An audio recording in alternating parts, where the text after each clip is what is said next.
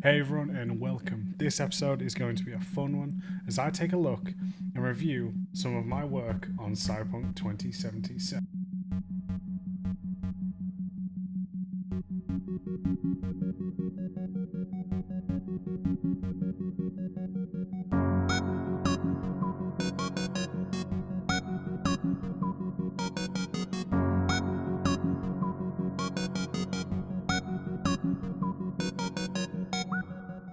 Hey everyone, thank you so much for joining me. I hope you and your loved ones are safe and well. Thank you very much. This one's going to be an interesting one. It's going to be talking about one of my locations during the development of Cyberpunk, and when it's obviously released, so we'll be going through it. Now, this is a little bit different because it's almost 2 years on, but seeing the amount of attention and love that Cyberpunk has received, I thought it'd be interesting to go through and review some of the areas that I've worked on. We won't be going through every single one, just because that'll take so much time, and also I've forgotten which ones I've worked on. But we're going through some major ones and discussing what were my thoughts, why I designed it this way, things that I can improve, all these elements. So I hope that you're going to enjoy this.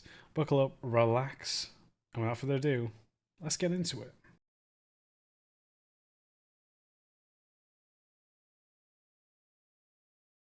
Welcome everyone to the Night City that we're going to be exploring today. I'm heading off to find the side quest that we're about to get into. I just stopped and noticed on my way this area here actually has a combat event that I worked on, and we might come back to this a little bit later to discuss that. But it's really cool to work on this one, interesting architecture that we have on here. So let's continue on to find what it is that we're actually looking for.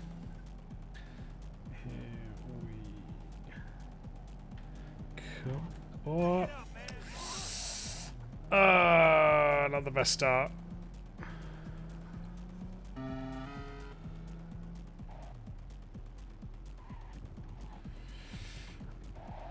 While we wait for the police to absolutely destroy me. This here is the location that we're actually going to be taking a look and reviewing. This was the factory that I worked on regarding that of the Faith side quest, which we'll be getting into. And kind of be breaking down the kind of why I designed it in certain ways, what would I change, all of these throughout in some areas that people may not have seen before. So let's go actually get the quest.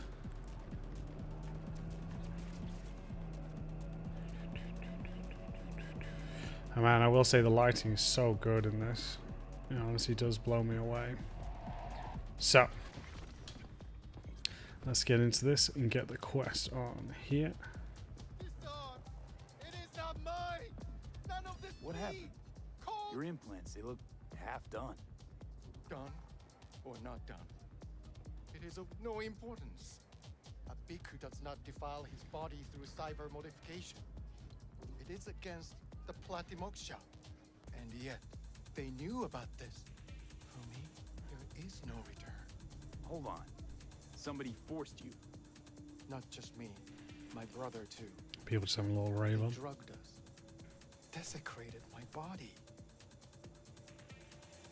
And all the while, they mocked me. How can you do this to a fellow human being and still mock them?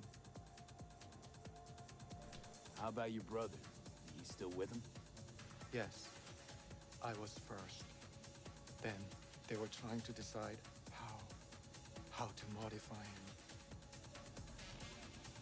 You look like someone who can reason with these people. I beg you, please, help my brother. I only hope it is not too late. I do not wish for him to end up like I have. Fine. I'll help.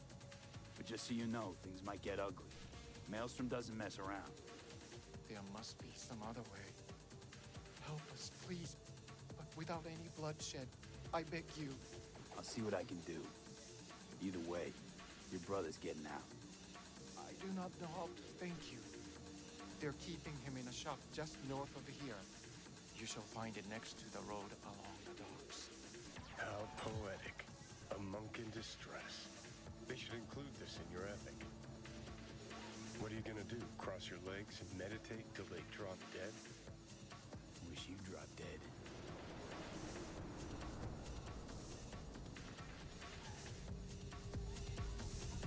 So while working on the quest designer was Philip Webb. He's a really nice guy, really fun to work with him, and we worked quite closely on this one. I do not remember all the environment artists and lighting artists because I know this location changed hands, and this first part of the quest where we're talking to the monk was taking the responsibility of the district owner and the artist, you see, who's done all of this great work here. One of the things I really liked when we were discussing where to place the monk, as we wanted to keep it close towards the location, which isn't too far from us as it is, but kind of show, well, what I think anyway. I could be dead wrong. Phil may have a different point of view, but kind of this kind of horrid, brutal view of Night City, while he's also being ignored by all these people around him. And the lighting artist did an incredible job of lining him up with the candles to get players' attention. And obviously, I don't necessarily know if there's, again, part of it, but I think one of the reasons I like this is this kind of being under this kind of motorway. It kind of feels like we're being oppressed. These kind of subconscious things that we're trying to reach out towards the player. Again, not sure if it worked for everyone, but just things to think about.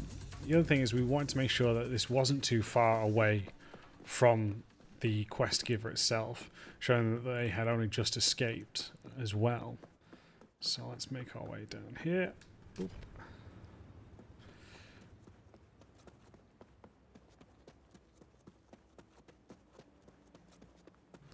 Nice romantic moment for everyone. Now onto the factory. One of the things that I believe kind of was, not kind of, I know that this was brought to us when designing for Maelstrom, is kind of how they repurpose locations, right? What they do with their bodies, as many of you've seen, they're very much filled up with chrome, implants, all of these. So we wanted that to come across in their actual locations as well. When you talked about shop, this is obviously just a repurposed warehouse here. One of the things that we've done to really kind of show that this isn't a safe place for the player, as you can see, is we've put on these different types of graffiti. Really good job by the artist, kind of warning the player and letting the player know visually they're already in an area they necessarily shouldn't be. Well, also the VFX and lighting artist did really well. As you can see, there is some sparks going off up here because this is one of the routes for the player as well. See up there. Another thing that was really kind of a challenge when highlighting these routes, because there is multiple. Now I've seen again a lot of videos playing through this quest, and most people coming in from this angle, obviously, because you've just ran in from the quest giver, which isn't too far. So most people will complete this quest in one go compared to others. But we really try to look at different kind of colors of the containers to help make it readable on certain paths. As you can see, I added an arrow on a few of these containers to kind of draw the eye up, being in yellow, playing off what we learned from Naughty Dog and their kind of guidance, saying that there's a route up here. If you look over the side, again, we have these yellow crates. And again, if we're playing this during the day, it's going to be much easier to see. So there's many different routes for the player to explore around here. So let's just go through a couple that we have. So we have a guard just waiting here, right? Don't fail me now. And one of the things that I really wanted is I didn't really focus on giving him that much of a patrol round here. I really wanted the player to kind of encounter him and then think, oh, what's the best way? If I want to come through the front door, this could become very aggressive. As we talked to the monk, he would prefer if we didn't go on guns blazing. So when we have all these different options for the player to, how do I say, distract the enemy with, I was very much thinking, okay, how do we do that? And what options the player can. And again, when you're designing, especially for a kind of a side mission, more open world, you're thinking that you never fully know which way the player is going to come from. Now, most of the time they do just come from straight on ahead, but players could be coming from this direction. So again, we've given kind of highlighting a route, these steps up, jump up, arrows as well. Or if we want to, we have cover down here, use this as a distraction and then come round to take him out. So if we just quickly take him out here.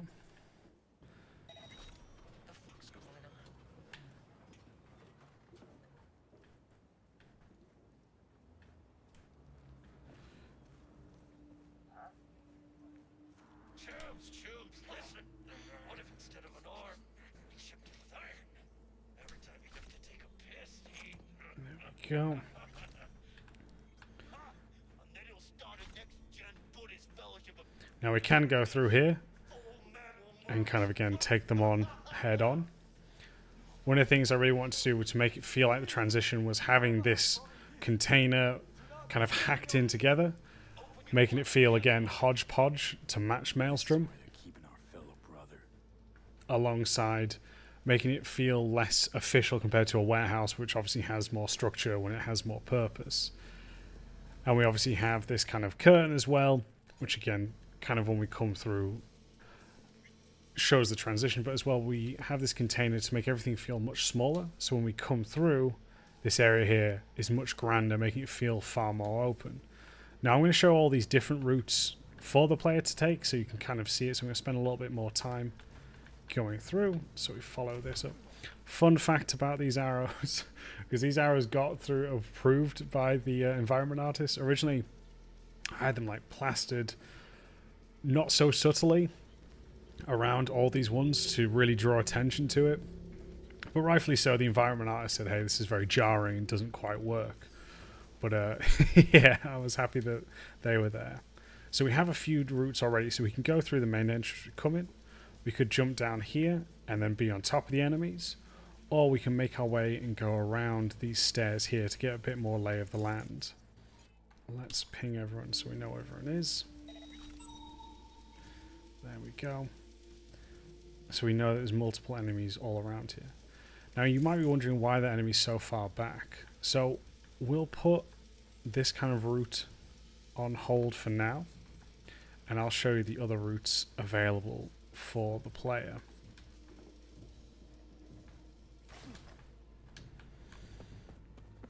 So I said you never know where players are coming from.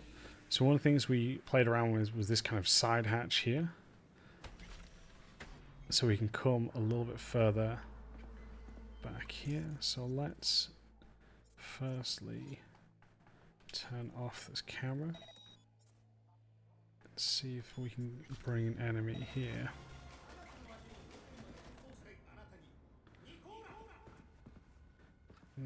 No one down here. So again, this is one of the side entries. As I said, we really kind of focus, especially on more of these open world kind of events, to make sure there's multiple entrances for players to explore with. You can see here the not so subtle yellow arrows on some of these containers. Up, and even here, these arrows kind of coming across, pointing to the way in. As you can see how big this space is as well, right? It's really big. Originally, we were going to have a route through the roof down. We just realized it was just too much, and it would have kind of overcomplicated a lot of the areas around.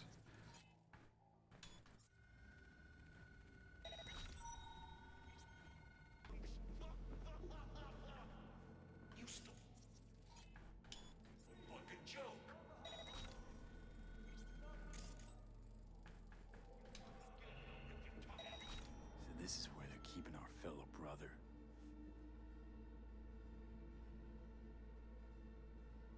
So we have an enemy down here. I just want to distract her with that.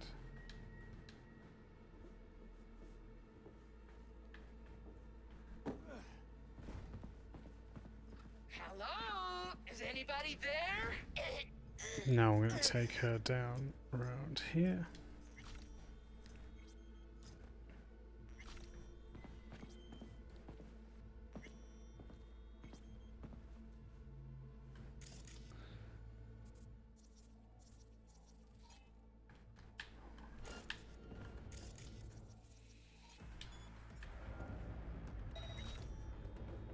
Hell was that? Oof, so I got lucky there. So, come around here.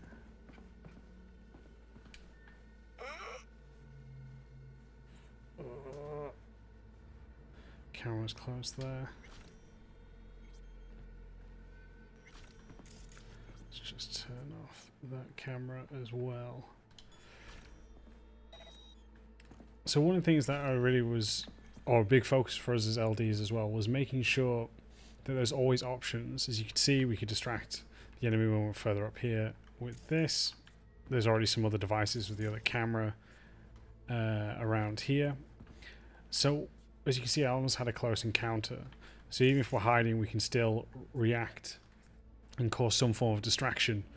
So that way players always have options around them. Now let's see what we have here. Okay. And then again, this just loops back around to the side entrance here. As I said, there isn't a full 360 on this one. This is more kind of 270 in terms of ways that you can approach this. But again, there's multiple ways in on different fronts on that as well. Even now the transition, we could go up here, or we could go over this side. See, we can loop back up onto this walkway, cross up there if we want to as well. Now this one's already off. Let's take a look from its point of view. So we can see that we've got our enemy here. All around. And this is near our front entrance where we'd come in as well. Now I actually turned this one off by default, just so again, players when they're coming in wouldn't be surprised. But I left it over it just because one, it logically makes sense, but also two, from where we are here, there we go, we could use this to our advantage in order to scout out different kind of sources for distractions around here for that. And we could even swing across here, and then we just turn off this one as well. So if we wanted to, players could camera hop from one camera location to another. So yeah, just something fun that we thought about. And what you're seeing as well is one of the things is you see there's different patrols and enemies interacting with different things. We're kind of deciding again which enemies were patrolling, which ones weren't. Trying to help. There's another enemy over this side here, and this one doesn't really patrol. Just because I kind of wanted to keep some static, there isn't a huge amount of space as well, so we're really trying to pose the challenge of enemies owning certain areas. Now some do, but it's just those sort of thoughts, do we keep it? But also another thing that I think was really stressed to us LDs was kind of making what the enemies do kind of believable as well. Like he's watching our target here, and I'm wondering if we can just distract.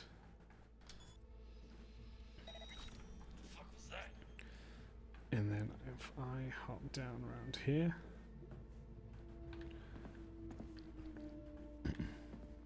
making sure there's cover. Oh no, he's gone to the other side. For it, let's actually use this instead.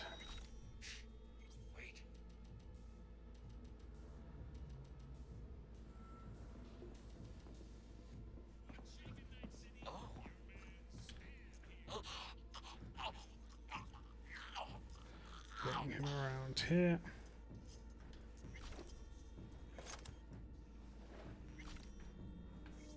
Okay, we've just got one left now around here. But if we want to go full combat, obviously we can have made sure there's a lot of cover around so players can use that. And again, if they want to be more agile, we have different heights by using the containers to make it more vertical as well. Even the walkway we've seen. So there's always a lot to consider. So I'm going to use this here.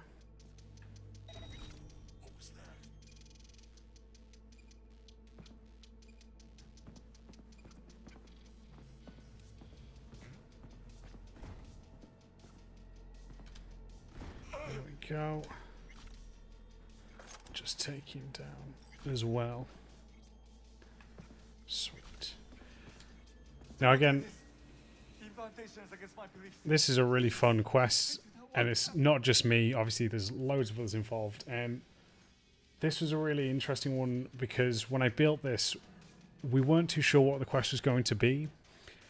And then Philip came on, because I don't think it was Philip at first who was the quest designer, but just due to how busy different people were at different times, he eventually came on and created this really cool quest here.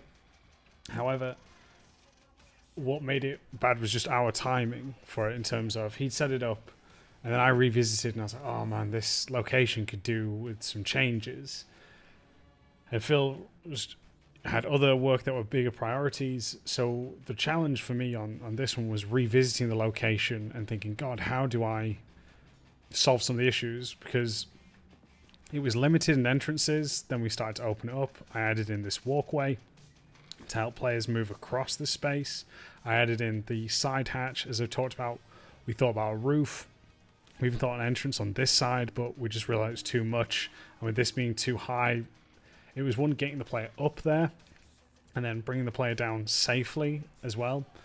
So we decided against that in the end.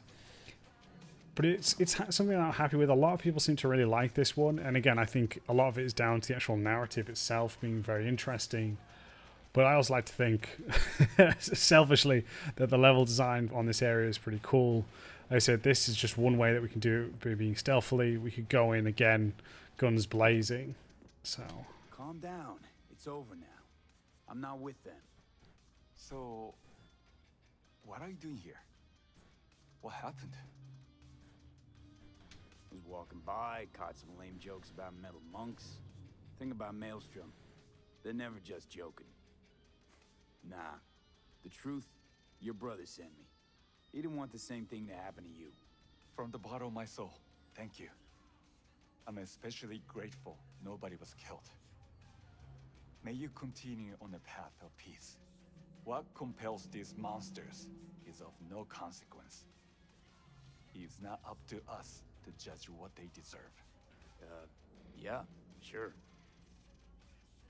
Your brother's waiting for you. Not far from here. First, I must catch my breath, and then I shall go. It is him who shall need saving now. Look who's taken the righteous path. If you're so afraid of killing, maybe you should have become a monk instead of a merc. Killing isn't the solution to everything. If you want to change the world, there's always a price to be paid. As for these chrome fucks, you think they got all this gear by sitting around going, If they had enough to spare on monks, then surely they don't need all of it. Again, I love the consequences and the choices of the gameplay matching that of the story. And you can do this quest before you actually have Johnny in your brain. So you can get kind of small different interactions with Johnny by him being there. But again, I just want to thank you all so much for taking the time. There's obviously loot distribution around here as well. Went through. And just really, it's... When I just drove past, as I said, I'm playing through. And I really like, again,